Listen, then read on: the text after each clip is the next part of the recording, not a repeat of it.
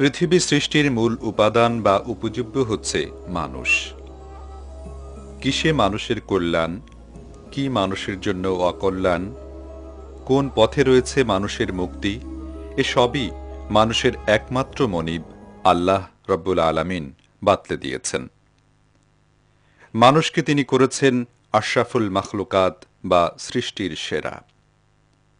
আল্লাহর ভাষায়, মানুষকে আমি উত্তম পন্থায় তৈরি করেছি, আবার তাদের কর্মেরই ফলে মানুষকে আমি সর্বনিম্ন পর্যায়ে নামিয়ে দেই। আসমান জমিনের মালিক মহান আল্লাহর এই বাণীর সত্যতার প্রমাণ মেলে পৃথিবীর বিভিন্ন দেশে দেশে সৃষ্টির সেরা সেই মানুষের মহা বিপর্যয় দেখে।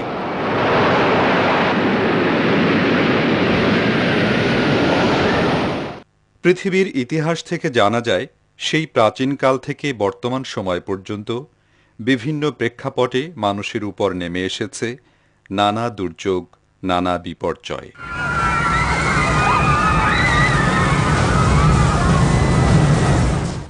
এর মধ্যে উল্লেখযোগ্য হচ্ছে ইটালির পম্পে নগরী, মিশরের ফিরাউন রাজবংশ, হজরত নূহ আলাইহিসসালামের অবাধ্য সম্প্রদায়, ডেড সি বা মৃত সাগর এবং দক্ষিণ এশিয়ার সুনামি।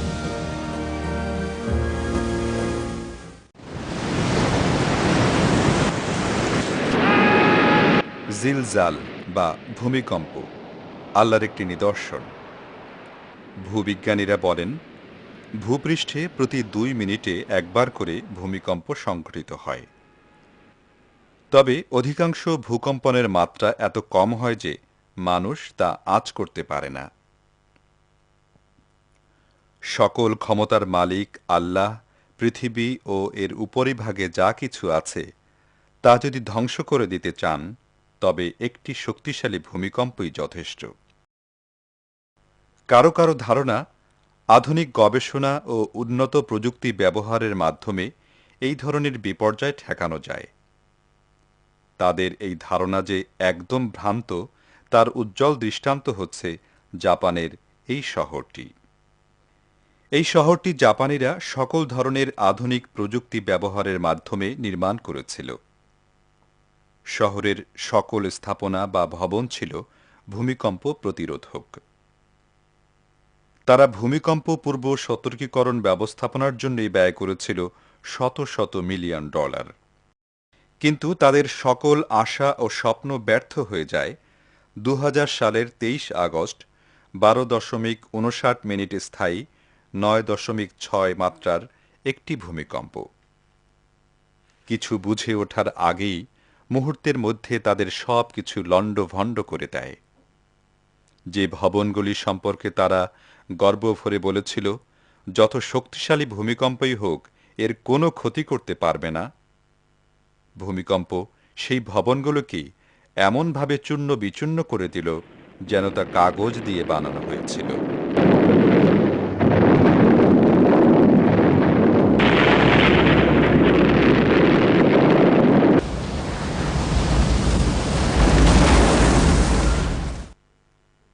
এ সম্পর্কে মহান রব্বুল আলামিন বলেন, أفلم يروا إلى ما بين أيديهم وما خلفهم من السماء والأرض إن نشأ نخسف بهم الأرض أو نسقط عليهم كسفا من السماء إن في ذلك لآية لكل عبد منيب। তারা কি সেই আসমান ও জমিন কখনো দেখে নাই, যা তাদেরকে সামনে ও পিছন থেকে ঘিরে রেখেছে? আমরা ইচ্ছা করলে এদেরকে জমিনে গেড়ে দেব, কিংবা আসমানের কিছু টুকরো এদের উপর ফেলে দেব। মূলত এতে নিদর্শন রয়েছে এমন প্রত্যেক ব্যক্তির জন্যে যারা আল্লাহর দিকে রুজু থাকতে সব সময় প্রস্তুত থাকে। 2004 সালের ডিসেম্বর মাসের শেষ দিকে এশিয়া মহাদেশের প্রায় 8টি দেশের সমুদ্রকূলের লোকেরা যখন প্রশান্ত চিত্তে ঘোরাফেরা করছিল, কেউ ছিল গভীর ঘুমে আচ্ছন্ন, কেউ বা আবার নেশাগ্রস্ত হয়ে ইংরেজি নববর্ষ উদযাপনের মহড়া দিচ্ছিল।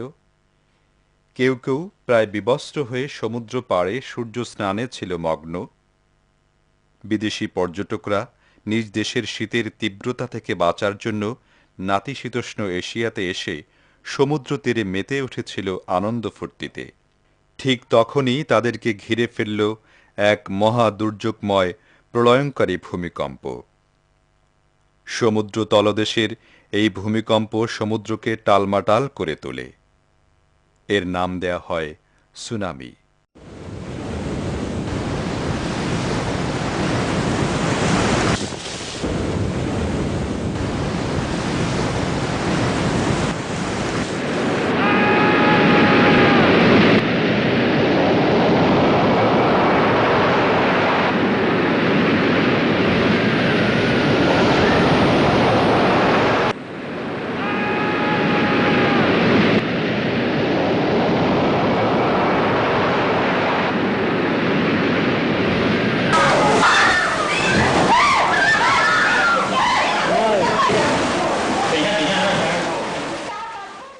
আকস্মিক এই ভূমিকম্পে লোকেরা ভীত সন্ত্রস্ত হয়ে ঘর থেকে রাস্তায় বেরিয়ে পড়ল।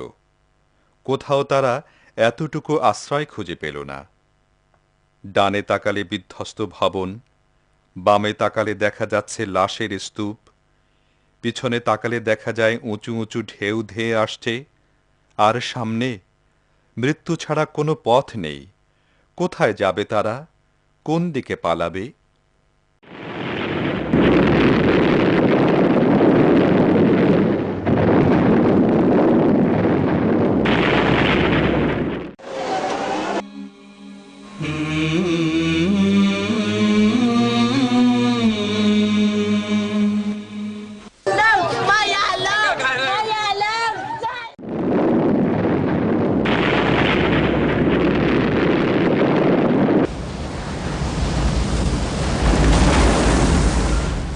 স্মরণকালের এই বিভীষিকাময় ঘটনায় ইন্দোনেশিয়ায় মারা যায় 2,02,800 জন, থাইল্যান্ডে 10,313 জন, ভারতে 20,500 জন, শ্রীলঙ্কায় 30,882 জন।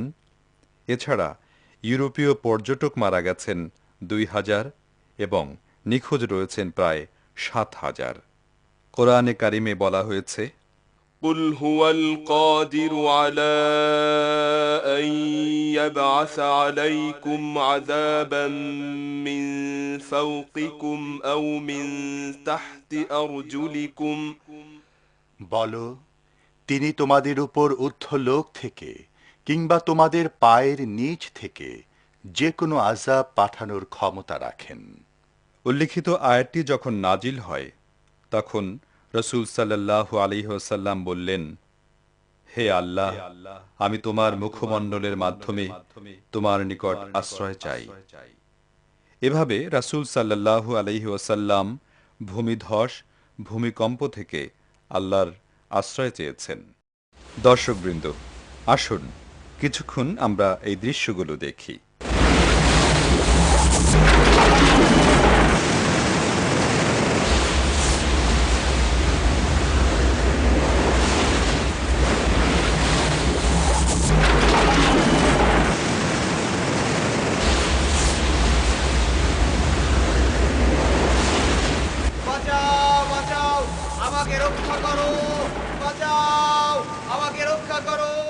কখনো কখনো বাতাসের তীব্রতা প্রচণ্ড ঝড়ে পরিণত হয়ে ঘরবাড়ি সবকিছু ধ্বংস করে দেয়।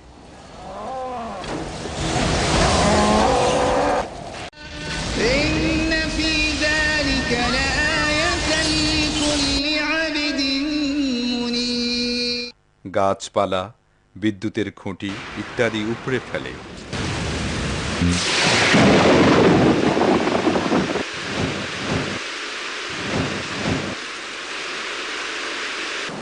জাহাজ, স্টিমার ডুবিয়ে দেয়।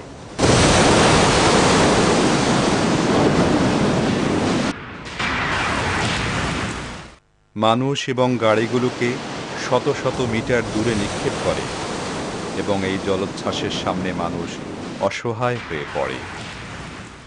আমার সন্তান কোথায়? অল্প সময়ের মধ্যেই আমাদের সব কিছু ধ্বংস হয়ে গেছে। আমাদের আর কিছুই বাকি রইল না।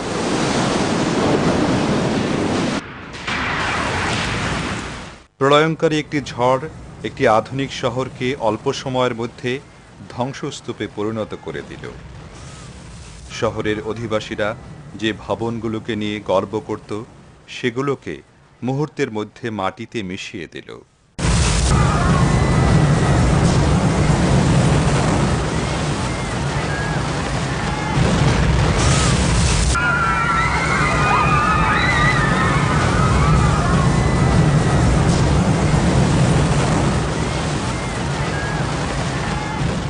আমি অনুভব করলাম আমার পায়ের নিচের মাটি কেঁপে উঠছে। আমার ছেলেকে অনেক খোঁজাখুঁজি করে পেলাম এবং দেখলাম সে মারা গেছে। এরপর মেয়েকে খুঁজলাম, দেখলাম আমার প্রিয় সন্তানটি মাটির নিচে চাপা পড়ে এখনো কোনো রকমে বেঁচে আছে।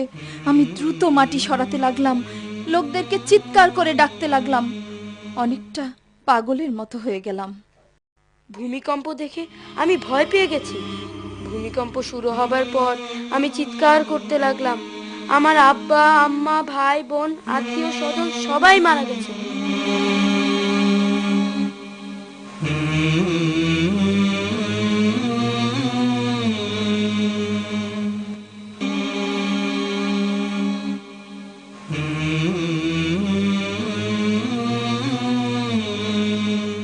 কোরআনে কারিমে বর্ণিত হয়েছে, أأمنتم من في السماء أن يخسف بكم الأرض فإذا هي تمور তোমরা কি ভুলে গিয়েছ সেই মহান সত্তাকে যিনি আকাশে রয়েছেন?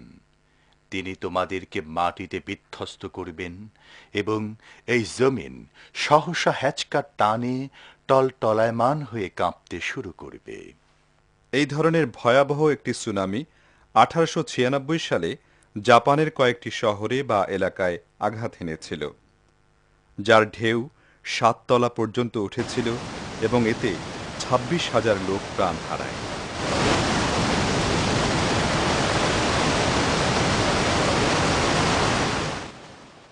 (1883) সালে অন্য একটি সুনামি ইন্দোনেশিয়ার জাভা দ্বীপে আঘাত হানে, এতেও 30,000 লোক প্রাণ হারান।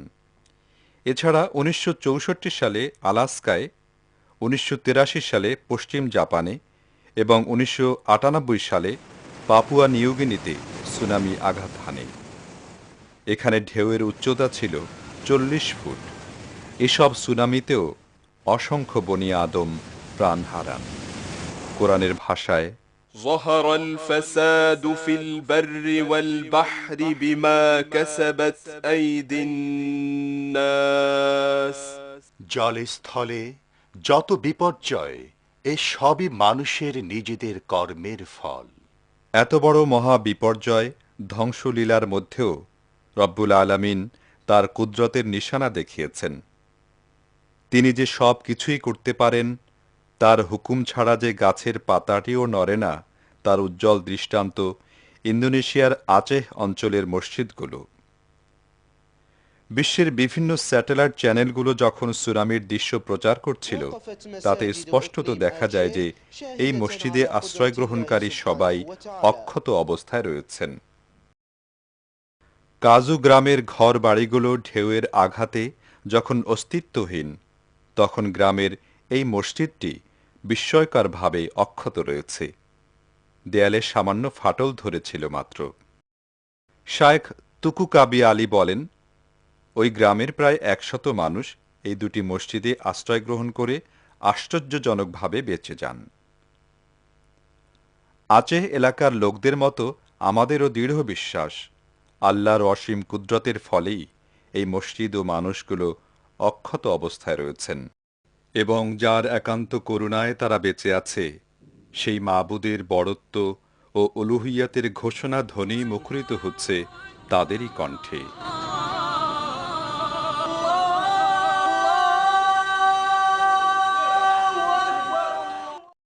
ভূমিকম্প আল্লাহর নিদর্শন, জলোচ্ছ্বাস, বন্যা আল্লাহর সৈন্য। এগুলোর মাধ্যমে আল্লাহ অপরাধীদের শাস্তি দেন, তার প্রিয় বান্দাদের পরীক্ষা করেন, আর যারা বেঁচে যান তাদেরকে শিক্ষা দেন। কোরআনের ভাষায়, وما يعلم جنود ربك إلا هو আর তোমার মাবুদের সৈন্যবাহিনী সম্পর্কে স্বয়ং তিনি ছাড়া আর কেউ জানেন না। অথচ কেউ কেউ বলে থাকে এগুলো প্রাকৃতিক দুর্যোগ, প্রকৃতির খেলা বা প্রকৃতির আক্রোশ। আবার কেউ কেউ বলেন পূর্ব সতর্কীকরণ যন্ত্রপাতির অভাবে এই বিপর্যয় ঘটেছে, এগুলো মানুষের বিরুদ্ধে প্রকৃতির প্রতিশোধের বহিঃপ্রকাশ। তাহলে তো প্রশ্ন থেকেই যায়, এই প্রকৃতির স্রষ্টা কে? প্রকৃতি কি নিজেই নিজের স্রষ্টা? কোরআন বলছে, وكذلك أخذ ربك إذا أخذ القرى وهي ظالمة إن أخذه أليم شديد আর তোমার রব যখন কোনো জালেম জনবসতিকে পাকড়াও করেন, তখন তার পাকড়াও এমনই হয়। আসলে তার পাকড়াও বড়ই কঠিন ও কঠোর হয়ে থাকে। ইসলামী ব্যাংক বাংলাদেশ লিমিটেড সাফল্যের ধারাবাহিকতার শীর্ষে সারা দেশে ১৬৯টি শাখার মাধ্যমে আমরা দেশ ও মানুষের কল্যাণে নিয়োজিত। আমানত গ্রহণ, বিনিয়োগ পদ্ধতি ও বিনিয়োগ কার্যক্রম, কৃষি, শিল্প, বাণিজ্য ও দারিদ্র্য বিমোচনে ইসলামী ব্যাংক বাংলাদেশ লিমিটেড অগ্রণী ভূমিকা রেখে চলেছে। সমগ্র দেশে অনলাইন ব্যাংকিং সুবিধা। ইসলামী ব্যাংক সেবামূলক কাজে রাখছে উজ্জ্বল ভূমিকা। ইসলামী শরিয়া মোতাবেক পরিচালিত ইসলামী ব্যাংক বাংলাদেশ লিমিটেড কল্যাণমুখী ব্যাংকিং ধারার প্রবর্তক। আরে আপনি কোথায় ছিলেন? বেঁচে গেছি ভাই, ভাগ্যিস আমার ডাক্তার ছেলে আমাকে ইবনে সিনায় নিয়েছিল। মুহূর্তের মধ্যে এই টেস্ট সেই টেস্ট, কত যে আধুনিক যন্ত্রপাতি। শুধু তাই না, ওরা খুবই দক্ষ, সঠিক রোগ ধরতে পেরেছিল বলেই দ্রুত সেরে উঠেছে। ইবনে সিনা নিশ্চিত করে সেরা মান, কম খরচে আমাদের আন্তরিক সেবা নিন। অযথা বাড়তি খরচ কেন করবেন? তাই ইবনে সিনা স্বাস্থ্য সেবায় পথ প্রদর্শক। এই যে বিমা মাস্টার, তুমি তো সারা গ্রামের মানুষের বিমা করে বেড়াও। প্রাইম ইসলামিক ইন্স্যুরেন্স নাকি সেইখান থেকে এই হজের জন্য কোনো বিমা চালু করো নাই? এই আপনাদের মতো স্বল্পবিত্ত মানুষের জন্য প্রাইম ইসলামী লাইফ ইন্স্যুরেন্স কোম্পানি একটি হজ বিমা চালু করেছে। তাইলে আমি হজে যেতে পারুম? ইনশাআল্লাহ আপনি অবশ্যই হজে যেতে পারবেন। প্রাইম ইসলামী লাইফ ইন্স্যুরেন্স লিমিটেড, আর্থিক নিরাপত্তার সেতু বন্ধন। Islamic international school and college, অভিজ্ঞ শিক্ষক ও শিক্ষিকার তত্ত্বাবধানে ইসলামী ও আধুনিক শিক্ষার সমন্বয়। আপনার সন্তানের সুন্দর ভবিষ্যৎ গড়াই আমাদের যাবতীয় প্রয়াস। Islamic international school and college, Gulshan, Dhaka. Phone 8815365365। জেক্স টেক্সটাইল, সিলেটের আলহামরা শপিং সিটি, চট্টগ্রাম ও খুলনা নিউ মার্কেট, রাজধানী ঢাকা সহ দেশের বিভিন্ন জেলার ৮০-টির অধিক শোরুমে আপনাদের স্বাগতম। শাড়ির জগতে বিশ্বস্ত নাম জেক্স প্রিন্ট শাড়ি। এছাড়া রয়েছে বেডশিট, লুঙ্গি সহ প্রয়োজনীয় কাপড়। জেক্স টেক্সটাইল প্রাইভেট লিমিটেড, ঢাকা।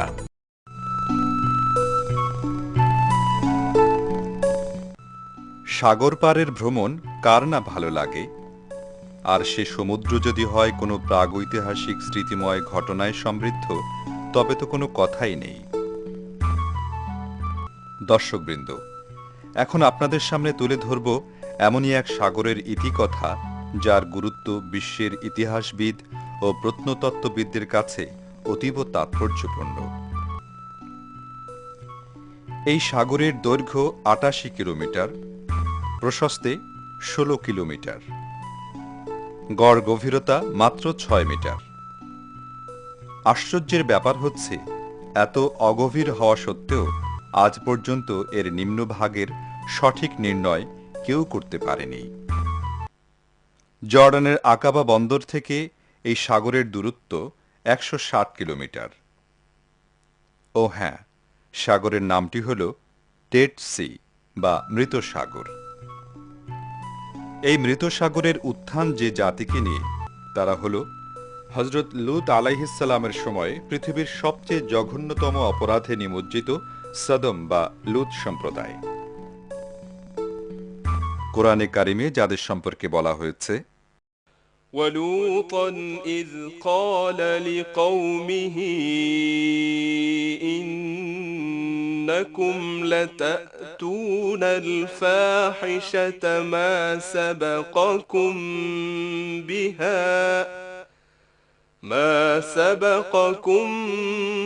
بها من أحد من العالمين আর লুতকে পাঠালাম যখন সে তার জাতিকে বলল, তোমরা এমন নির্লজ্জ দুষ্কর্ম করছ যা তোমাদের পূর্বে দুনিয়ায় কেউ করে নাই। মহান রব্বুল আলামিনের প্রতি অবাধ্যতা ও জঘন্য সব অপকর্মের কারণে সদম ও লুত সম্প্রদায়কে সমূলে ধ্বংস করে দেয়া হয়। ধ্বংসযজ্ঞের স্থানটিতে একটি পানিকূপের সৃষ্টি হয়, আর সেই পানিকূপই আজকের আল বাহরুল মাইয়েদ বা মৃত সাগর নামে খ্যাত। পৃথিবীর সামগ্রিক সমুদ্র তলদেশ থেকে মৃত সাগরের বেলাভূমি 406 মিটার নিচে। ভূগোলবিদ ও মানচিত্র অঙ্কনবিদদের মতে এটাই হচ্ছে পৃথিবীর সবচেয়ে নিচু জায়গা। মৃত সাগরের বিশেষত্ব হচ্ছে এখানে সাঁতার কাটতে গিয়ে কেউ ডুবে যায় না। সাঁতার না জানা ব্যক্তিটিও অনায়াসে এখানে ভেসে থাকতে পারেন।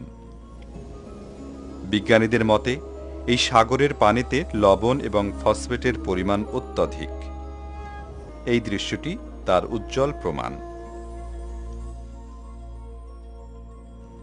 মহান রাব্বুল আলামিনের শক্তিমত্তা ও কুদরতের আরও একটি নিদর্শন হল, আজ পর্যন্ত যেমন কেউ অগভীর হওয়া সত্ত্বেও এই সাগরের তলদেশ নির্ণয় করতে পারেনি, তেমনিভাবে ধ্বংস হয়ে যাওয়া সদম ও লুত সম্প্রদায় কি কি সম্পদ রেখে গেছে তাও উদ্ধার করতে পারেনি।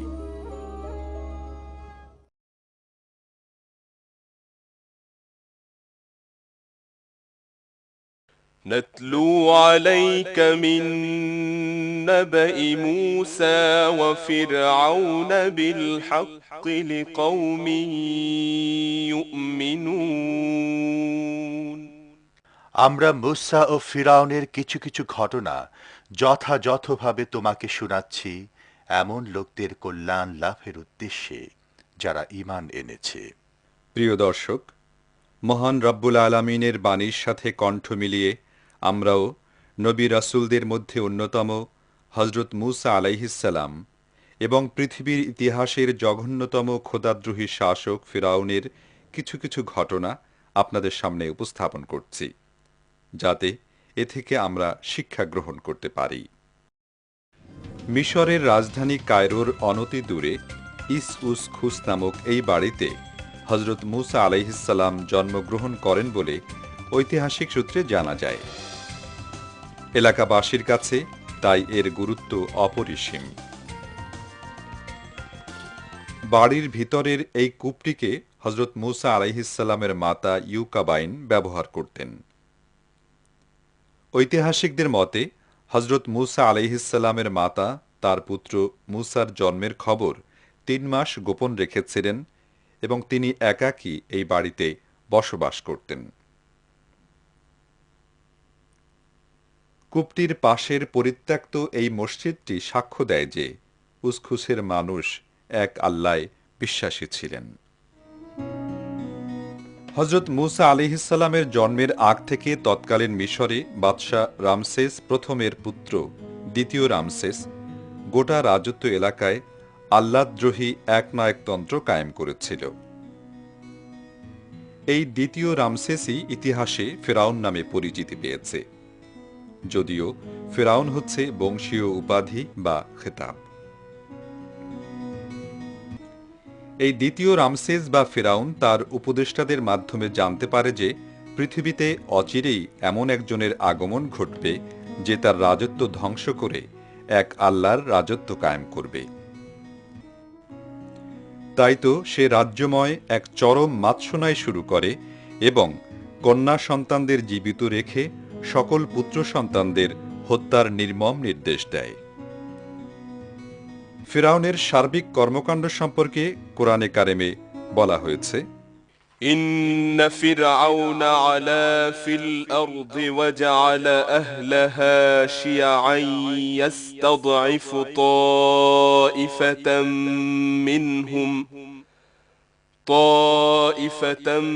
منهم يذبح أبناءهم ويستحيي نساءهم إنه كان من المفسدين ফিরআউন পৃথিবীতে সীমা লঙ্ঘন ও বিদ্রোহ করেছে এবং তার জনসাধারণকে দলে উপদলে বিভক্ত করেছিল। প্রজাদের একটি দলকে সে লাঞ্ছিত ও অপমানিত করেছিল। তাদের পুত্র সন্তানদের হত্যা আর কন্যা সন্তানদের জীবিত রাখার নির্দেশ দিয়েছিল। আসলে সে ছিল অত্যন্ত বিপর্যয় সৃষ্টিকারী লোকদের মধ্যে একজন। পিরামিডের দেশখ্যাত মিশরে ফিরআউনের রাজত্বকালে আল্লাহর একাত্মবাদের পরিবর্তে বিভিন্ন দেবদেবীর পূজা অর্চনা চলছিল দেধারছে। দিনে দিনে ফিরআউনের অপকর্মের পরিধি এতই বেড়ে গেল যে অবশেষে মহান রাব্বুল আলামিন অন্যান্য অহংকারীদের মতো এই নির্বোধ অহংকারী এবং তার সাঙ্গপাঙ্গদের সলিল সমাধি ঘটান নীল নদের অতল গভীরে।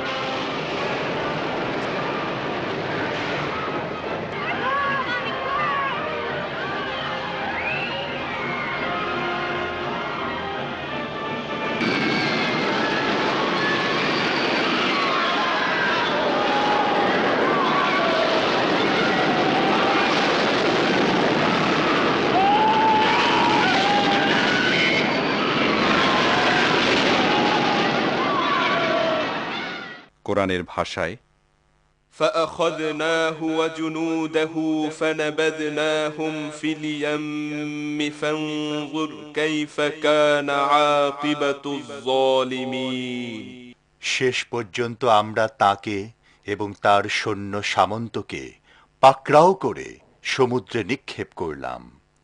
এখন দেখো এই জালেমদের পরিণাম কি হয়েছে। আল্লাহ এই জালিমকে তার বংশসহ নদীতে ডুবিয়েই ক্ষান্ত হননি, বরং তার লাশ দেখে যাতে পরবর্তীতে মানুষেরা শিক্ষা নিতে পারে, আল্লাহদ্রোহীর পরিণতি কি ভয়ঙ্কর হয় তা জানতে পারে, সেজন্য আজও তার লাশের মমি কায়রোর তাহারার জাদুঘরে সংরক্ষিত রাখার ব্যবস্থা করেছেন। সারা বিশ্বের হাজারো পর্যটক এই জাদুঘরে আসেন এবং ফিরআউনের লাশের মমি দেখে শিক্ষা নিয়ে থাকেন। আল্লাহ রাব্বুল আলামিন আমাদেরকে তার একনিষ্ঠ গোলাম হিসাবে কবুল করুন। আল্লাহ তাআলা যুগে যুগে মানবজাতির হেদায়েতের জন্য বিভিন্ন সম্প্রদায়ের কাছে নবী রাসূল পাঠিয়েছেন। এরই ধারাবাহিকতায় হযরত আদম আলাইহিস সালাম, হযরত ইদ্রিস আলাইহিস সালামের পর তৃতীয় নবী হিসাবে মহান রাব্বুল আলামিন হযরত নূহ আলাইহিস সালামকে পাঠান তার সম্প্রদায়কে এক আল্লাহমুখী করার জন্য। হযরত নূহ আলাইহিস সালাম 480 বছর বয়সে নবুয়াত লাভের পর জুডি হিল বা জুডি পর্বতে বসে তার নবুয়াতি কার্যক্রম শুরু করেন। তার সম্প্রদায়কে তিনি অদ্দ, সুয়া, ইয়াগুস, ইয়াউক ও নসর দেবতাদের বাদ দিয়ে এক আল্লাহর গোলামি করার জন্য 470 বছর দাওয়াত দিলেও তারা নূহ আলাইহিস সালামের ডাকে সাড়া দিল না, এমনকি তার স্ত্রী পুত্রও না। এ সম্পর্কে কোরআনে কারিমে বলা হয়েছে, وإني كلما دعوتهم لتغفر لهم جعلوا أصابعهم في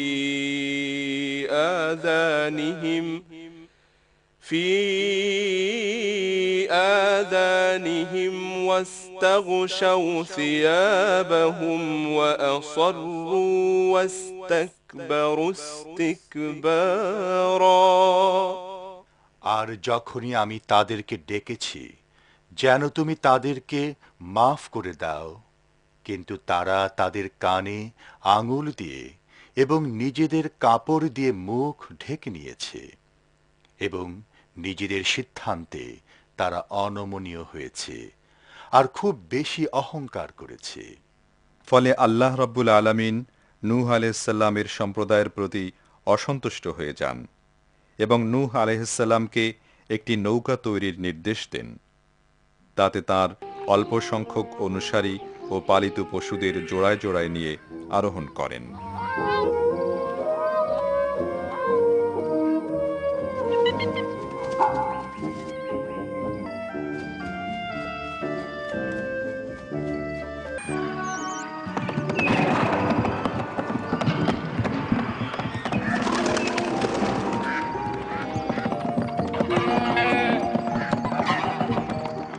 এরপর বিশ্বের একমাত্র রাজাধিরাজ মহান রব্বুল আলামিনের নির্দেশে পুরো এলাকায় এমন এক প্লাবনের সৃষ্টি হয় যা মানুষ কোনোদিন কল্পনাও করতে পারেনি। এই প্লাবনের ফলে হযরত নূহ আলাইহিসসালামের কিস্তির বাইরে যা কিছু ছিল নিমেষেই সব ধ্বংস হয়ে গেল।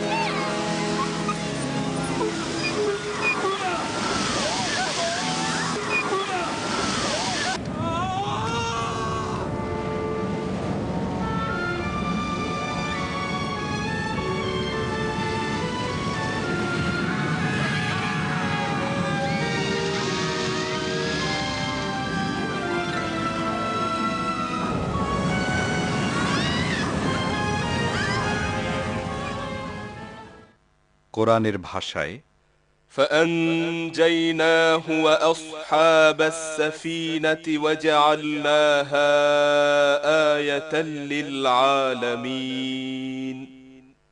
পরে নূহ ও নৌকাওয়ালাদেরকে আমি বাঁচিয়ে দিলাম এবং এই ঘটনাকে দুনিয়াবাসীর জন্যে একটি নিশানা বানিয়ে দিলাম। আর এভাবেই আস্থা করে নিক্ষিপ্ত হল পৃথিবীর ইতিহাসের আরেকটি অবাধ্য জাতি। এই পাহাড়টি দুনিয়াবাসীর জন্য আল্লাহর সেই নিদর্শন। ধারণা করা হয় এই পাহাড়েই হযরত নূহ আলাইহিসসালাম মহাপ্লাবনের পর সাথীদের নিয়ে আশ্রয় গ্রহণ করেছিলেন। আজ থেকে 2000 বছর পূর্বে ইটালির পম্পে নামক শহরটির গোড়াপত্তন হয়। 20,000 লোকের বসবাস ছিল এই শহরটিতে।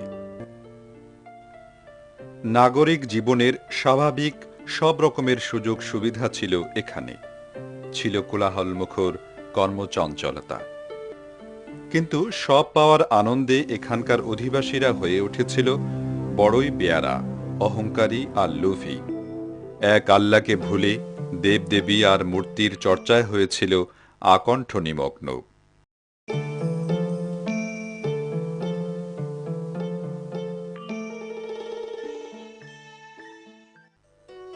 অশ্লীলতা আর বেহায়াপনার চরম শিখরে পৌঁছে যায় তারা। তাই তো হঠাৎ করেই একদিন তাদের উপর নেমে আসে ভিসুভিয়াস থেকে নির্গত উত্তপ্ত গলিত লাভার স্রোত। মাত্র কয়েক মিনিটের মধ্যে পুরো নগরীটি চাপা পড়ে যায়। কিছু বুঝে ওঠার আগেই থেমে যায় পম্পে নগরীর সকল কোলাহল। এভাবেই ইতিহাসের পাতা থেকে হারিয়ে যায় পৃথিবীর আরেকটি অবাধ্য জাতি, যা দেশ বিদেশের অসংখ্য পর্যটক দেখে থাকেন তাদের বাহ্যিক চোখ দিয়ে। কিন্তু একজন ঈমানদার এই দৃশ্য দেখবেন তার অন্তর্চক্ষু দিয়ে আর শিক্ষা গ্রহণ করবেন অনন্ত জীবনের জন্য।